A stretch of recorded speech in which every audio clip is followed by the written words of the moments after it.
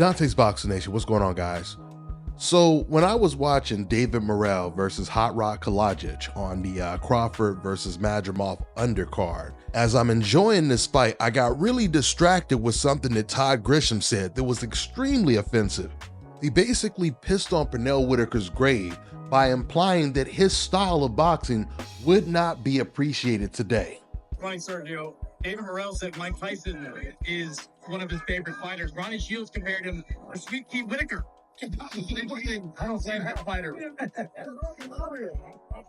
I love Ronnie Shields, but I just don't see that Sweet Pea is special. You got an offensive, destructive powerhouse, and then Sweet Pea, perhaps the greatest defensive fighter ever. Do you think today's generation would appreciate Sweet Pea Whitaker, considering all the grief that he gave Shakur Stevenson? Are you kidding me? You can't get the attention of today's generation for 12 rounds? No. The beauty of Pernell Whitaker is that, you know, he just did everything right against killers. It wasn't like he was just fighting, you know, up-and-coming contenders. He was doing it against the elite, against punchers, and he did it in 4 divisions as well.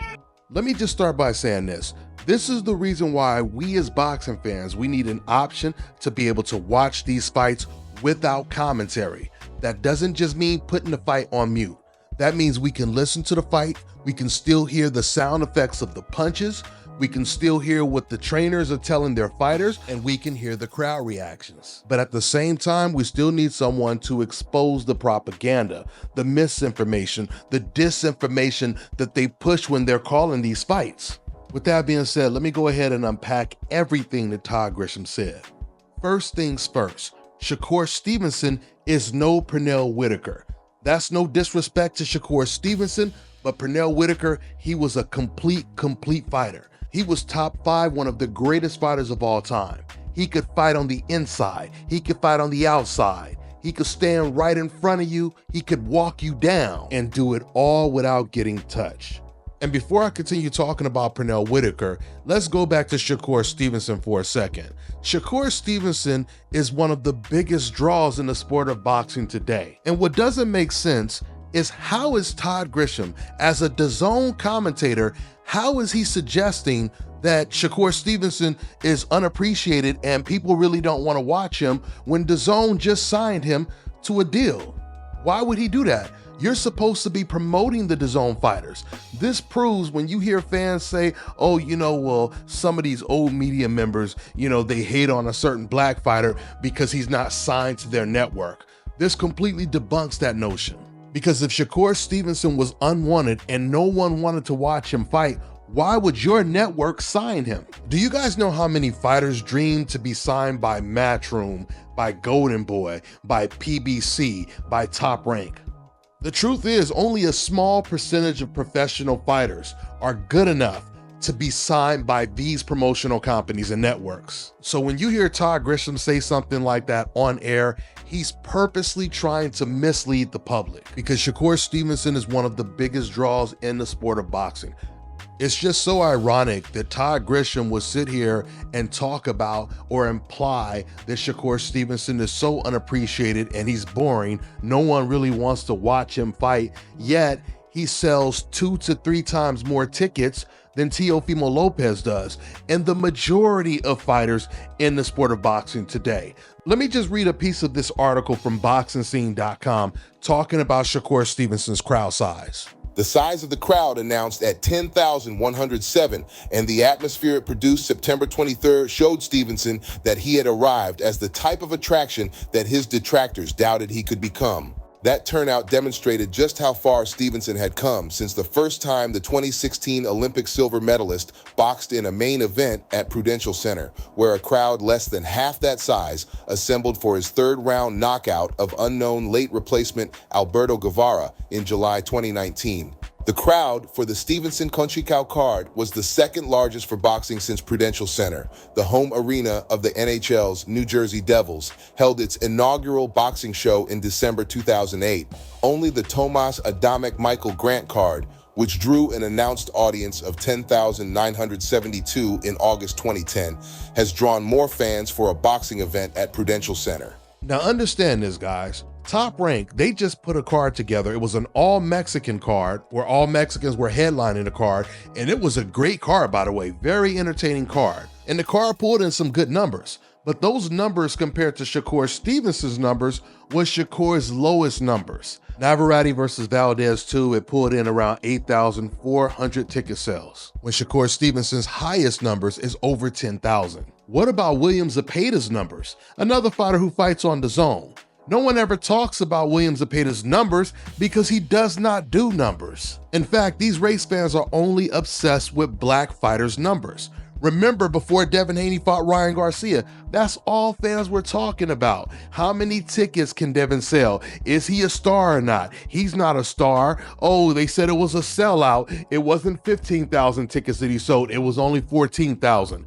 Meanwhile, once again, William Zepeda, Teofimo Lopez, and even Ryan Garcia, before he fought Tank Davis, none of them were doing Devin Haney type of numbers or even Shakur's highest numbers. So whenever a black fighter comes along who seems like he's so good that he's damn near unbeatable, old media, they basically say to themselves, if we can't beat him, we can at least try to discredit him by using new terms like defensive. Oh, he's the greatest defensive fighter, which is once again a term that they only use on black fighters. It's never been used on a non-black fighter. Remember, we always talk about the greatest fighters of all time, or the quote-unquote greatest fighters of all time, fighters like Willie Pep.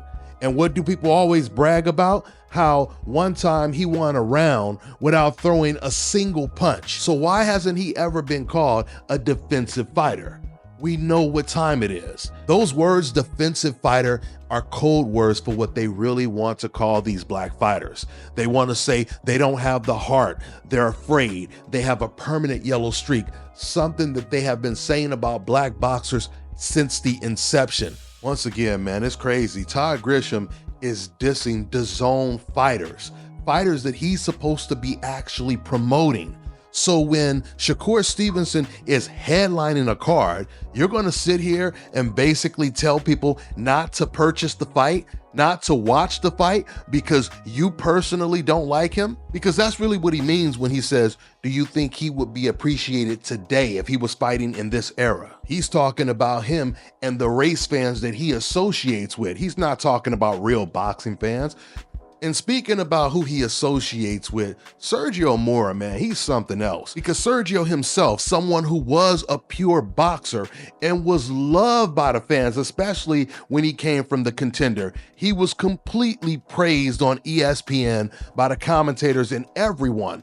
And he did not have a style that was as complete or entertaining as a Pernell Whitaker or even a Shakur Stevenson when Shakur Stevenson was fighting someone who was aggressive like an Oscar Valdez. So my point is, Sergio Mora, once again, he's being asked this question by Todd Grisham. Would Pernell Whitaker be appreciated, his style? Would it be appreciated today? And Sergio Mora, he replies, no, it would not be. But then he tries to mix it up and basically say, oh, but you know, he was a great fighter, man. He fought beasts. He was a champion in 4 different weight classes. The numbers don't lie. This is not up for debate if he would be appreciated today. If Shakur Stevenson is one of the biggest draws in the sport of boxing today, then hands down, without a doubt, Pernell Whitaker would be an even bigger draw. Because like I said, Pernell Whitaker, he knew how to do it all. He could fight on the inside. He could back you up. And he did not have a lot of power, which made it even more impressive because it was David and Goliath every time Pernell Whitaker was in the ring. Every time he was fighting against someone, he was fighting against someone bigger than him and stronger than him naturally. You have so many fighters that fight on DAZN that are not big draws. Fighters like Arnold Barboza, Jose Ramirez, Virgil Ortiz. Once again, there's a reason why fans always talk about Shakur's attendance, Devin Haney's attendance, or even Gervonta, and no one ever talks about the attendance of a Virgil Ortiz fight. Ortiz versus Boachak. They fought in a big arena that held 12,000 seats. And when you look up the attendance, this is what you see.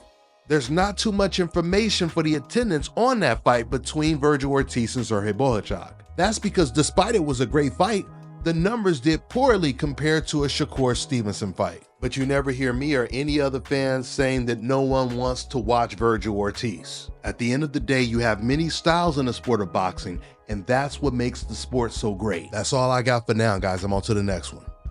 Let me tell you guys about Issa Israel Law Firm. It is a full-service legal practice based in Denver, Colorado, an emerging hub for combat sports and high-altitude training. If you're a fighter inside or outside of the ring and you need a law firm you can trust to fight for you, visit thefighterfirm.com or email help@iilawfirm.com. Legal representation is usually limited to plaintiffs or defendants in Colorado, but iFirm can help anyone in the world with trademarking their business name, logos, and U.S. immigration issues. This brother has been my attorney for a while and helped guide me through all kinds of business and civil issues, so make sure you guys go to thefighterfirm.com. All right, now check this out, guys. If you're looking to repair eczema scars, burns and bruises, dark spots and blemishes, the fever blisters, diabetic ulcers, this right here is the perfect product for you guys. It's called LO Deki Face and Body Oil. Athletes and top-ranking boxers, they're also using it after training to reduce swelling, inflammation, and to ease the pain. So get yours today. Go to lodeki.com, like them on Facebook, and follow them on Instagram.